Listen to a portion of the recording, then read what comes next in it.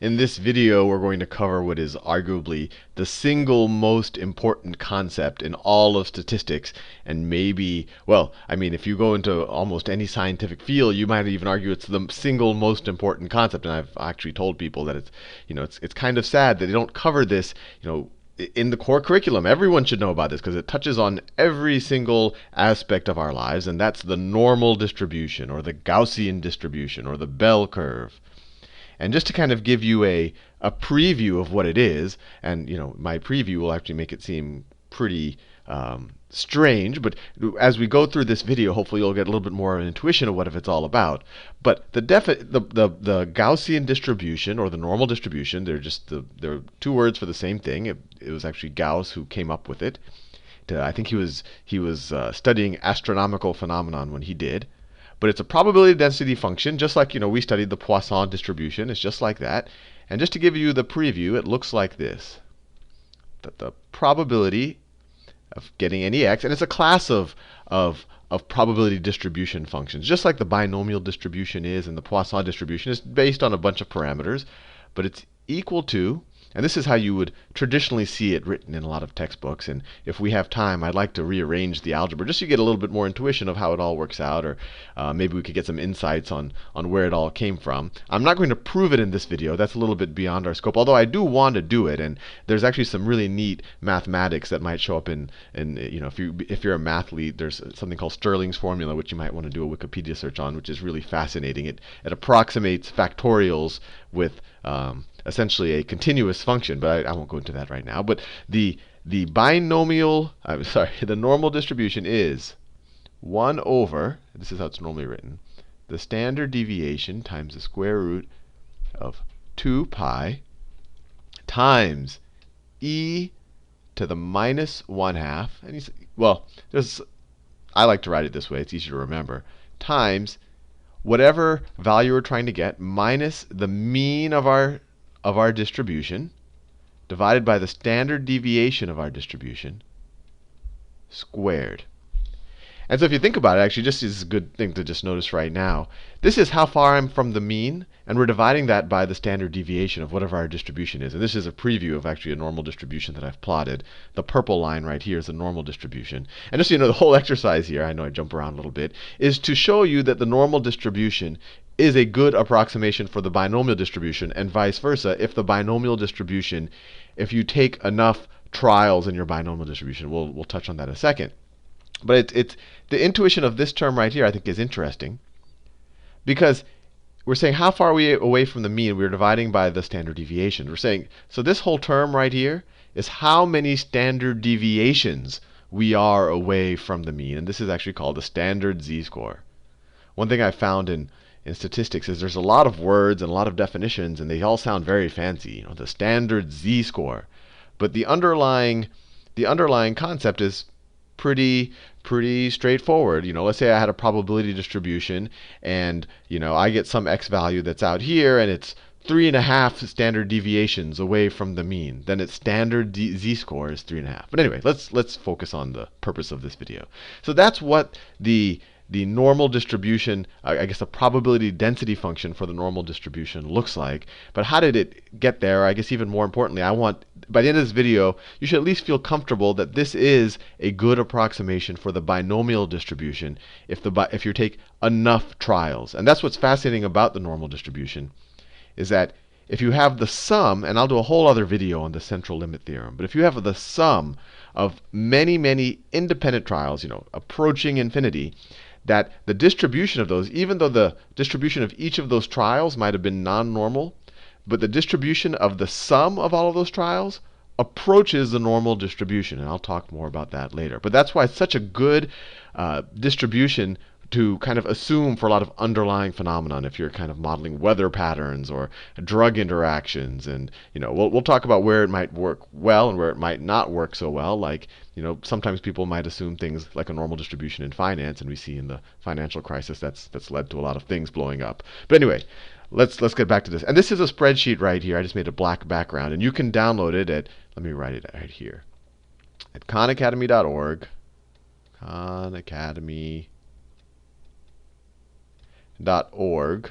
/downloads. And actually, if you just do that, you'll see all of the downloads. I haven't put it there yet. I'm going to do it right after I record the video. This downloads / normal distribution,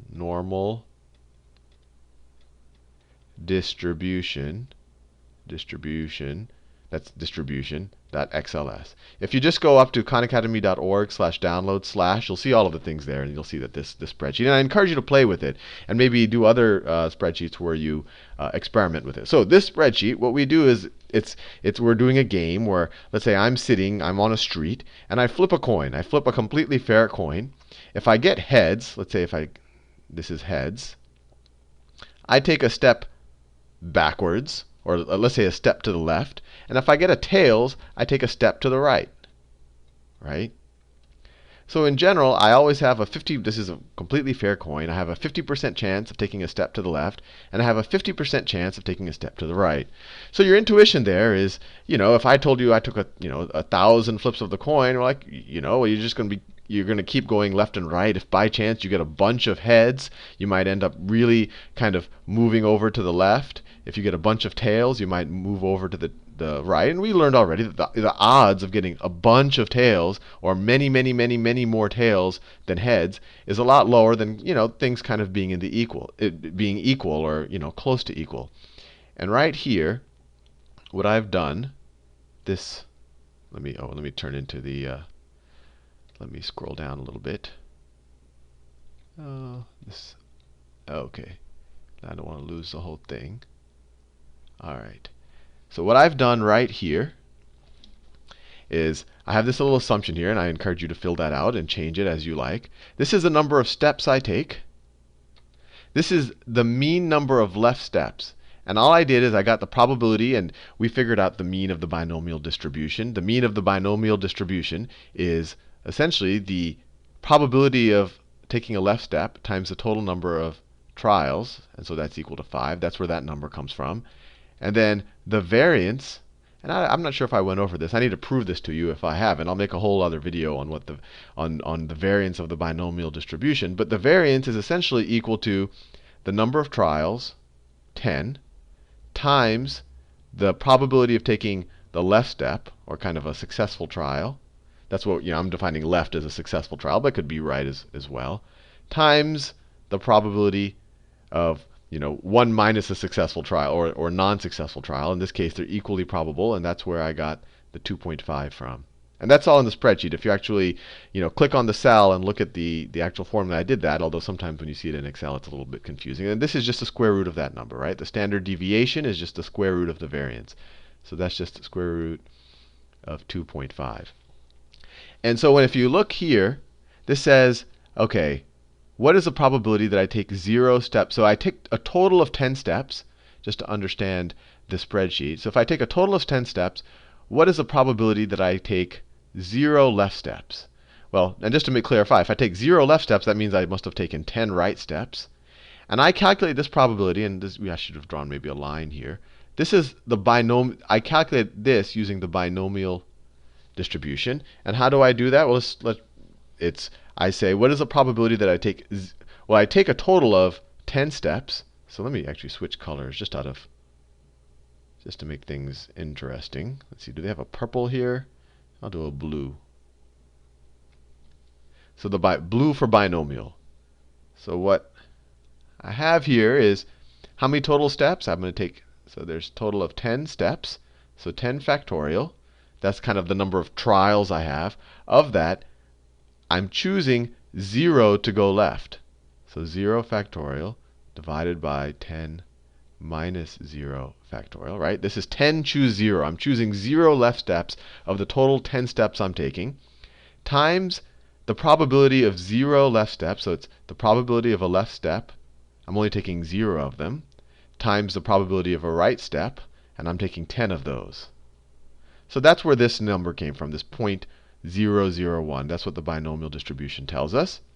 And then this one, similarly, is 10 factorial over 1 factorial over 10 minus 1 factorial. And that's how I get that one. And once again, if you click on the actual cell, you'll see that explained. So we've done this multiple times. It's just the binomial calculation. And then right here, after this line right here, you can almost ignore it. And I did that so that I can do a bunch of different scenarios. So for example, if I were to go to my spreadsheet, and if instead of doing 10 steps, I wanted to do, whoops, I should use it. If I were to do 20 steps, then everything changes. And that's why down here there's, after you get to kind of a certain point, the whole thing just kind of repeats. And I'll let you think about why I do that. Maybe I should have made a cleaner spreadsheet. But it doesn't affect the scatter plot chart that I did. And so this plot in blue, and you can't see it because the purple is almost right over it. Actually, let me make it smaller so that you can see. So if I only took, let's say I only took 6 steps. Well, it's still hard to see the difference between the two. And then once again, the whole point of this is to see that the normal distribution is a good approximation, but they're so close that you can't even see the difference on my. See, if you only took 4 steps, okay, I think you can see here, the blue here is definitely. Let me get my screen drawer on. So let me draw this. The blue curve is right around there, right? So this is the binomial. There's only a few points here, right? The points only go up to here. This is if I take 0 steps left, 1 step left, 2 steps left, 3 steps left, 4 steps left, and then I plot it, and then I say what's the probability using the binomial distribution. And then this is my final position, right? If I take 0 steps to the left, then I take 4 steps to the right, so my final position is at 4. So that's this scenario right here. Let me switch my color back to yellow. It's easier to see. Yellow. If I take 4 steps to the left, I take 0 steps to the right, and so my final position is going to be at -4, right? It's going to be here. If I take an equal amount of both, so that's this scenario, then I'm neutral. I'm just stuck in the middle right here, right? I take 2 steps to the right, and then I take 2 steps to the left, or vice versa. I take 2 steps to the left, and then I take 2 steps right, and I end up right there. And so hopefully that makes a little sense of how this. Oh, I see my phone is ringing. No, I'll ignore that.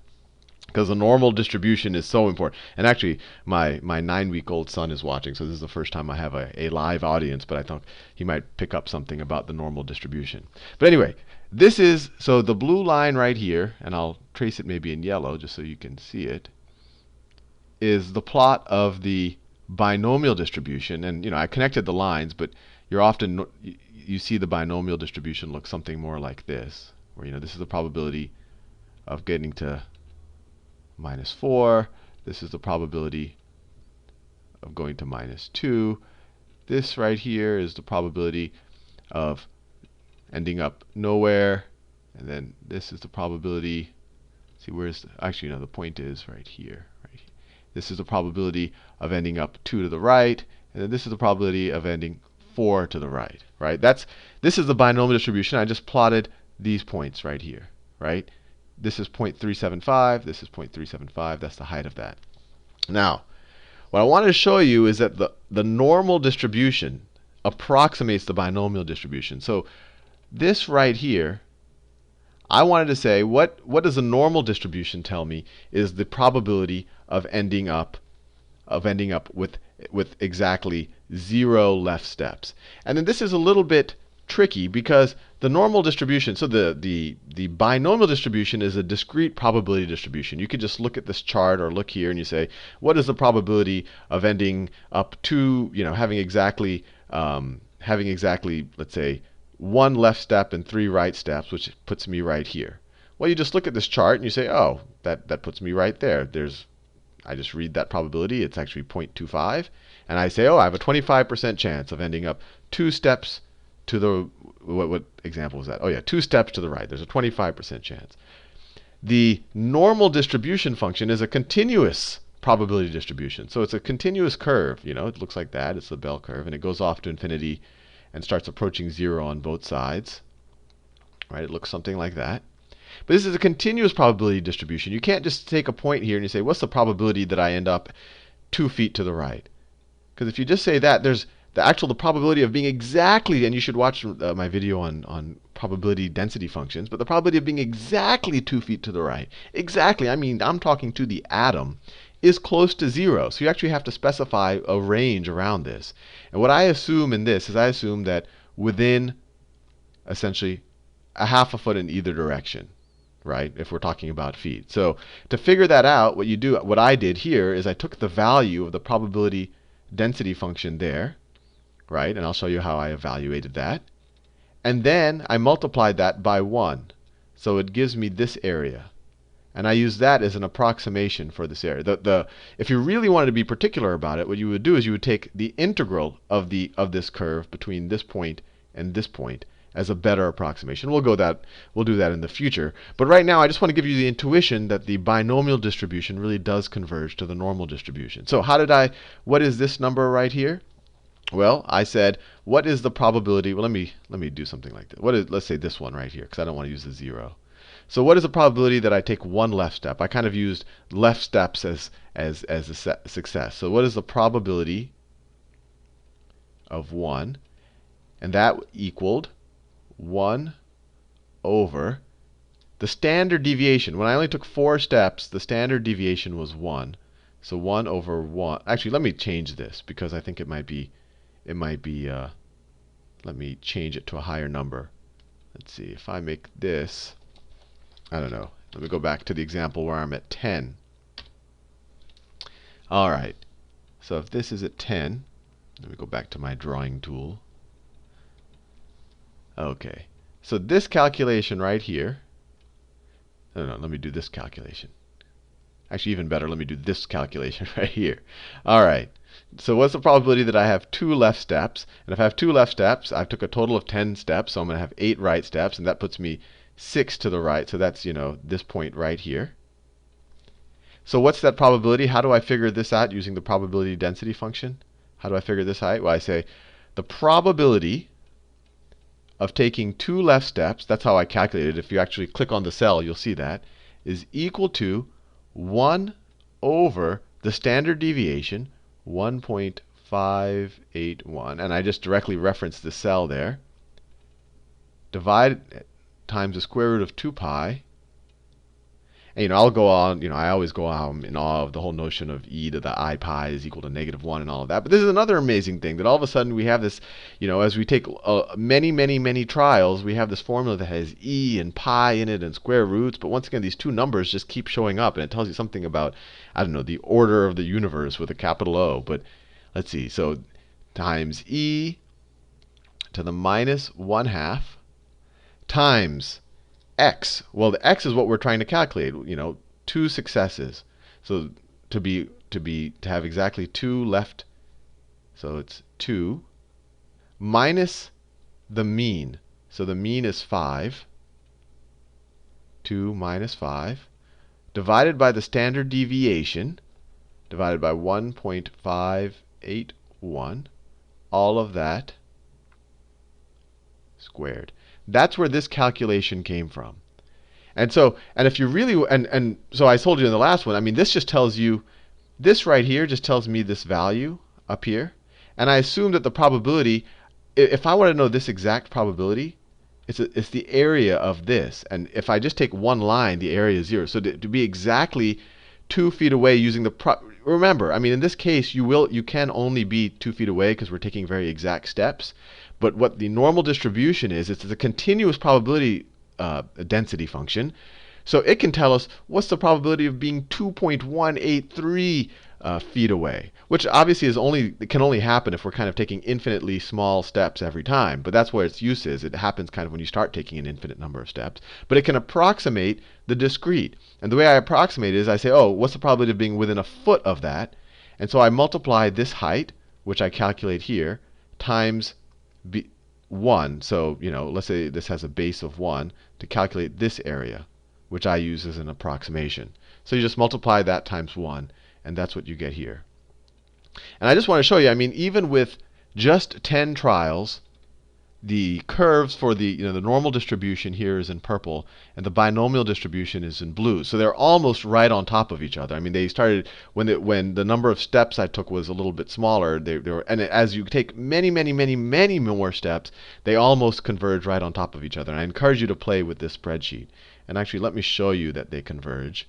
So I made there's a convergence worksheet on this spreadsheet as well. If you click on the bottom tab on convergence. And this is the same thing, but I just wanted to show you what happens at any given point. So let's say that I wanted to, let me explain this part, this spreadsheet to you. So this is, what's the probability of moving left, right?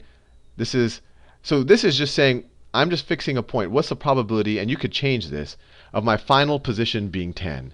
And then this essentially tells you that if I take 10 moves, then for my final position to be 10 to the right, I have to take 10 right moves and 0 left moves. And that's a typo right there. It should be moves, not moves.